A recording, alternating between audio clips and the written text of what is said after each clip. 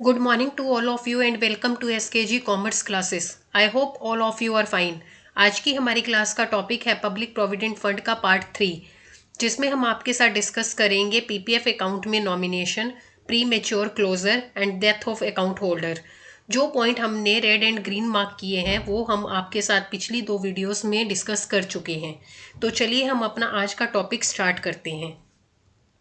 सबसे पहले हम बात करते हैं पीपीएफ अकाउंट में नॉमिनेशन की। नॉमिनेशन क्या होती है? जब किसी अकाउंट में नॉमिनेशन की जाती है तो जिस पर्सन की नॉमिनेशन की जाती है उसे नॉमिनी कहा जाता है।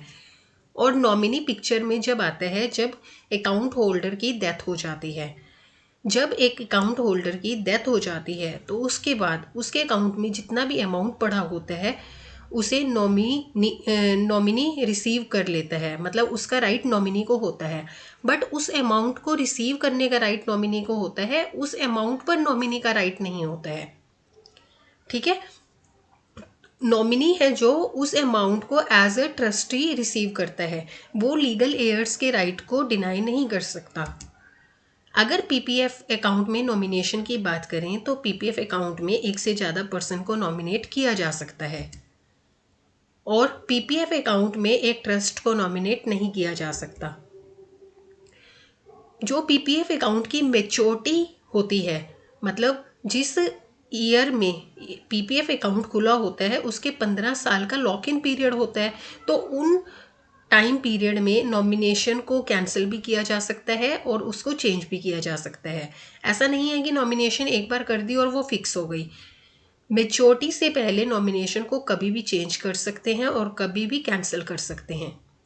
अगर नॉमिनी माइनर है तो अकाउंट होल्डर अगर चाहे तो किसी पर्सन को माइनर के बिहाफ पर अपॉइंट कर सकता है, जो अगर अकाउंट होल्डर की डेथ हो जाती है तो पीपीएफ अकाउंट का बैलेंस माइनर के बिहाफ पर वो पर्सन रिसीव कर सकता है।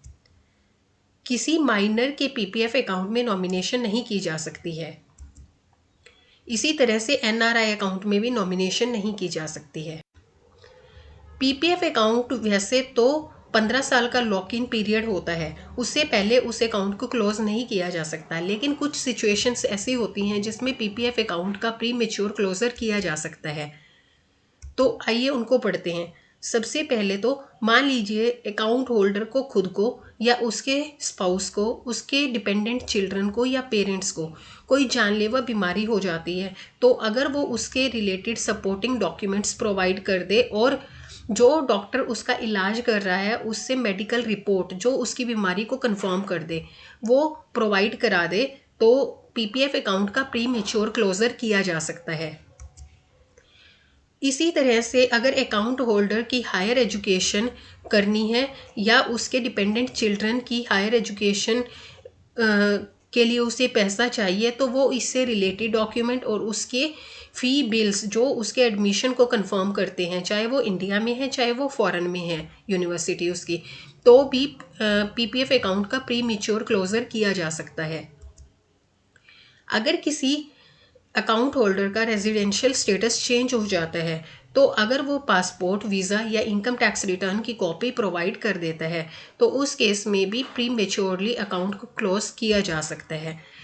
लेकिन ऊपर वाले तीनों केस में भी एक अकाउंट को 5 साल से पहले नहीं बंद किया जा सकता। जिस फाइनेंशियल ईयर में अकाउंट खोला गया है उसके 5 साल तक तो ऊपर वाले केसेस में भी अकाउंट बंद नहीं किया जा सकता, लेकिन अगर किसी पर्सन की डेथ हो जाती है तो उस केस में तो अकाउंट बंद किया जा सकता है। अब जब किसी अकाउंट का प्री मेच्योर क्लोजर हो जाता है तो उस केस में इंटरेस्ट रेट है जो वही नहीं मिलेगा जो उसको पहले मिलता रहा है, उसे 1% लोअर इंटरेस्ट रेट मिलेगा जो उसे एक्चुअली में मिल रहा था और अकाउंट ओपनिंग के टाइम से। अब हम बात करते हैं डेथ ऑफ अकाउंट होल्डर। जब किसी अकाउंट होल्डर की डेथ हो जाती है तो उस केस में उसका अकाउंट बंद किया जाएगा और जो भी बैलेंस उस अकाउंट में होगा उस पर जो इंटरेस्ट लगेगा वो जिस मंथ में वो अकाउंट सेटल होता है, मतलब जिस मंथ में वो अकाउंट का पैसा नॉमिनी या लीगल एयर्स को दिया जाता है उससे पहले महीने तक उस पर ब्याज लगेगा। मतलब जिस महीने में पेमेंट की जाती है नॉमिनी या लीगल एयर्स को उस महीने का ब्याज नहीं लगाया जाएगा। और अगर किसी पीपीएफ अकाउंट में अकाउंट होल्डर की डेथ के बाद कोई पैसा जमा करवाया जाता है तो उस पर ना तो इंटरेस्ट मिलेगा और न ही वो 80C के अंडर डिडक्शन के लिए एलिजिबल होगी। और वो पैसा बाद में जब सेटलमेंट की जाती है, मतलब जब अकाउंट क्लोज किया जाता है, उस टाइम पर वो अमाउंट बिना किसी इंटरेस्ट के वापस कर दिया जाएगा। और जब एक सब्सक्राइबर मतलब अकाउंट होल्डर की डेथ हो जाती है तो पेमेंट किसको की जाती है? देखिए, अगर अकाउंट में नॉमिनी है तो नॉमिनी को कर दी जाएगी, लेकिन अगर अकाउंट में नॉमिनेशन नहीं की गई है तो लीगल एयर्स को की जाएगी। तो आज की क्लास में हमने आपके साथ डिस्कस किया nomination, pre mature closer and death of account holder in case of PPF account. PPF जो स्कीम है ये बहुत अच्छी सेविंग एंड इन्वेस्टमेंट स्कीम है। इसमें जो आप अमाउंट डिपॉजिट करवाते हो पर ईयर, उसमें 1,50,000 तक आपको 80C में डिडक्शन मिल जाती है। मतलब उतनी अमाउंट तक, मैक्सिमम उतनी अमाउंट तक आपको कोई भी टैक्स पे नहीं करना होता।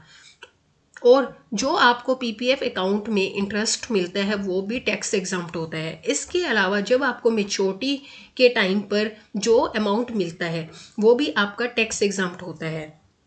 अगर इंटरेस्ट रेट की बात करी जाए तो बैंक से पीपीएफ के इंटरेस्ट रेट भी अच्छे हैं। बैंक में इस टाइम में 5.2 to 5.3% पर एनम का रेट है और पीपीएफ अकाउंट में 7.1% का पर एनम का इंटरेस्ट रेट है। और जो ये 7.1% है, जो ये इंटरेस्ट रेट है, तो ये टोटली टैक्स फ्री है। तो अगर इनकम टैक्स के पॉइंट ऑफ व्यू से बात करें तो 7.1% का जो इंटरेस्ट रेट है वो प्योरली आपके हैंड में आ जाता है। तो ये अकॉर्डिंग टू मी ये स्कीम बहुत अच्छी है और इसमें सभी को ज़रूर इन्वेस्ट करना चाहिए। और जितना अर्ली एज में आप इसमें इन्वेस्टमेंट कर लेंगे आपको बेनिफिट उतने ही ज़्यादा होंगे। तो आज की वीडियो के साथ लगभग हमने इस टॉपिक को 3 वीडियोस में कम्प्लीटली कवर कर लिया है। अगर आपको आज की वीडियो अच्छी लगी है तो kindly like the video, subscribe the channel and also share the video. Also press the bell icon so that आगे आने वाली वीडियोस की नोटिफिकेशंस आपको टाइमली मिलती रहे। Thank you so much.